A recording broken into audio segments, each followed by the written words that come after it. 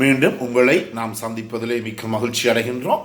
நான் இலங்கையில் இருந்து பதுளை போதனா வைத்தியசாலையில் இருந்து வைத்தியர் கிருஷான் வேதநாயகன். இன்று நாங்கள் பார்க்க போகிற விடயம் என்னவென்றால், மாரடைப்பு, ஹார்ட் அட்டாக் அல்லது இந்த மயோகார்டியல் இன்ஃபாக்ஷன் எனப்படுகின்ற இந்த நோய் ஏன் ஏற்படுகிறது. நான் போன முறை நிகழ்ச்சியிலே சொன்னது போல, இருதயத்துக்கு இரத்தத்தை வழங்குகின்ற இந்த முடியுறு நாடிகள், கொரோனரி ஆர்டரி என்று சொல்லுவோம், அவை போய் இந்த இரத்தத்தை வழங்குகிறது. சாதாரணமாக சிறு உதாரணத்தை எடுத்துக்கொண்டால், ஒரு நீர்த்தாங்கி, டேங்க் இருக்கின்றது.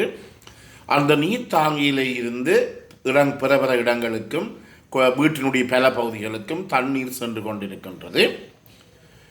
அதே நேரத்திலே அந்த நீர்த்தாங்கியில இருந்து தண்ணீர் வெளியேற வேண்டுமாக இருந்தால், நீர்த்தாங்கியிலே தண்ணீர் முதலிலே இருக்க வேண்டும். எனவே தண்ணீர் வெளியிலே போக போக போக இந்த நீர்த்தாங்கிக்கு தண்ணீர் நிரம்ப வேண்டும். நீர்த்தாங்கிக்கு தண்ணீர் நிரம்ப வேண்டும் என்றால் நீர்த்தாங்கிக்கு தண்ணீர் வர வேண்டும். எனவே இதிலே ரெண்டு இருக்கின்றது. ஒன்று, நீர்த்தாங்கிக்கு தண்ணீர் வருவது. இரண்டாவதாக, நீர்த்தாங்கியிலே இருந்து தண்ணீர் வெளியேறுவது.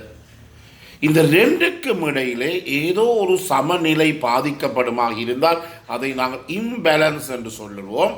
உதாரணமாக, தண்ணீர் வருவது கூட இருக்கின்றது, தண்ணீர் வெளியேறுவது குறைவாக இருக்கின்றது.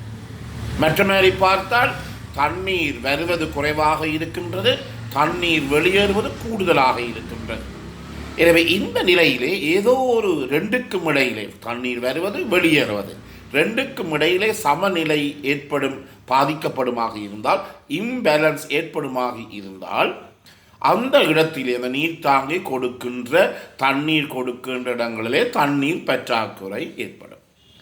இது சாதாரணமாக எங்களுடைய இருதயத்துக்கும் பொருந்தும். அதாவது இந்த ஹார்ட் அட்டாக் அல்லது மாரடைப்பு நோய் என்றால் என்ன, எங்களுடைய தேவைக்கு, அதாவது எங்களோட டிமாண்ட் என்று சொல்லுவோம், தேவைக்கு தேவையான, இருதயத்துக்கு தேவையான இரத்த ஓட்டம் இருக்கின்றது, அது ஒரு பகுதி. அதே நேரத்திலே, அதாவது நாங்கள் டிமாண்ட் என்று சொல்லுவோம், அதாவது இதயத்துக்கு தேவையான இரத்தத்தினுடைய அளவு பகுதி, அது டிமாண்ட் என்று சொல்லுவோம்.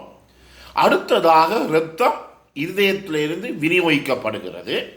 இந்த ரெண்டுக்கும் இடையிலே ஒரு சமநிலை பாதிக்கப்படுமாக இருந்தால், எவ்வாறு ஒரு நீர்த்தாங்கிலே சமநிலை பாதிக்கப்படுவது போல டிமாண்ட் அண்ட் சப்ளை என்று சொல்லுவோம்.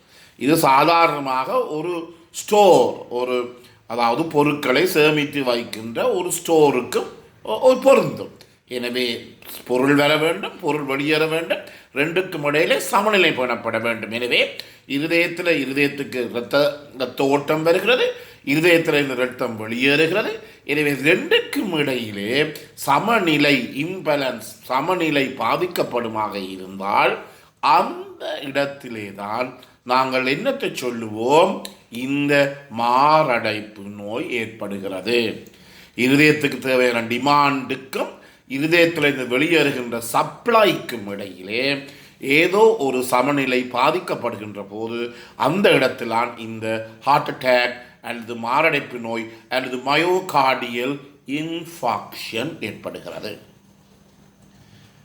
இதற்குரிய காரணங்கள் என்ன? நீர்த்தாங்கியை சாதாரணமாக எடுத்துக்கொண்டால், நீர்த்தாங்கிலே தண்ணீர் வர வேண்டும், சப்ளை இருக்க வேண்டும். தண்ணீர் வருகின்ற பாதையிலே ஏதாவது பிளாக் அல்லது தடை இருக்குமாக இருந்தால் அங்கு தண்ணீர் வருவது என்ன செய்யப்படும், பாதிக்கப்படும். எனவே இதன் அடிப்படையிலே நாங்கள் என்ன சொல்லலாம், இந்த தண்ணீர் பாதிக்கப்படுவது தண்ணீர் கிடையாது. முதலாவது என்னவென்றால், இந்த முடியுறு நாடிகளிலே, இடது முடியுறு நாடியாக இருக்கலாம், வலது முடியுறு நாடியாக இருக்கலாம், லெஃப்ட் கொரோனரி ஆர்டரி அல்லது ரைட் கொரோனரி ஆர்டரி, இதிலே ஏற்படுகின்ற ஏதாவது ஒரு தடை, அந்த தடைக்கு காரணம் என்ன, அதாவது இருதயத்துக்கு வருகின்ற இந்த இரத்த சப்ளையிலே இருக்கின்ற தடை. இதற்குரிய காரணம் என்னவென்றால், முதலாவதாக நாங்கள் சொல்லுவோம், ஏதாவது கட்டிகள் அந்த இடத்திலே சேருவது. அந்த கட்டிகளை நாங்கள் சொல்லுவோம். முதலாவது என்ன? அதை அத்ரோமா என்று சொல்வோம்.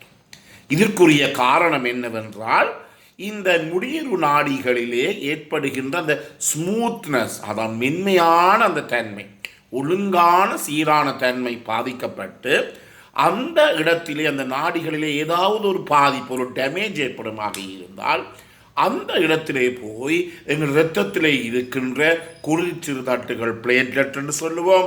அதே நேரத்தில் எங்கள் இரத்தத்தில் இருக்கிற கொழுப்புகள், ஃபேட்டி ஆசிட் என்று சொல்லுவோம், ட்ரைகிளிசரைட் என்று சொல்லுவோம், கொலஸ்ட்ரால் என்று சொல்லுவோம், இவையெல்லாம் சேர்ந்து கட்டிப்பட்டு அந்த இடத்திலே அத்ரோமா எனப்படுகின்ற ஒரு கட்டி ஏற்பட்டு அந்த இடத்திலே என்ன நடைபெறுகிறது?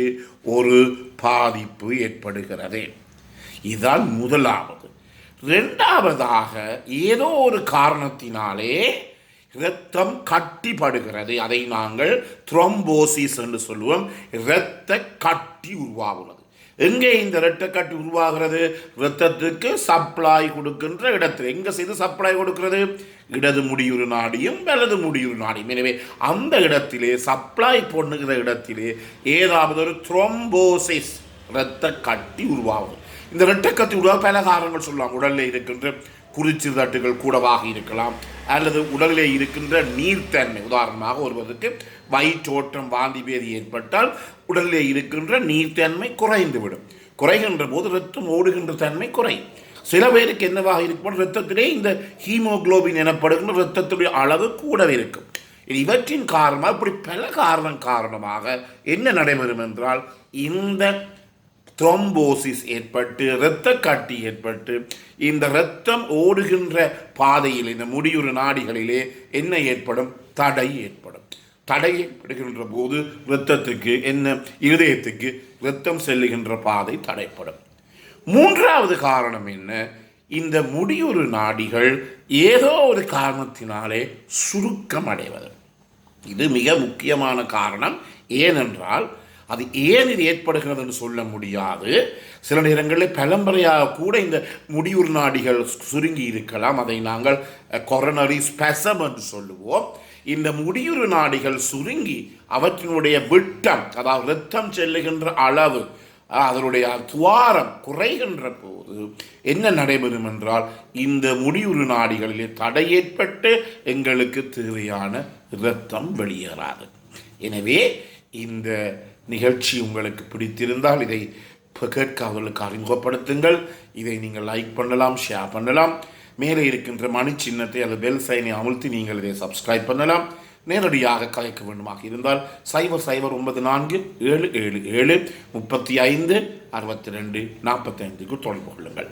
மேலும் இந்த நாள் உங்கள் அனைவருக்கும் இனிய நாளாக அமைய அனைவருக்கும் பொதுவான இறைவனை வேண்டி விடைபெறுகின்றேன். நன்றி, வணக்கம்.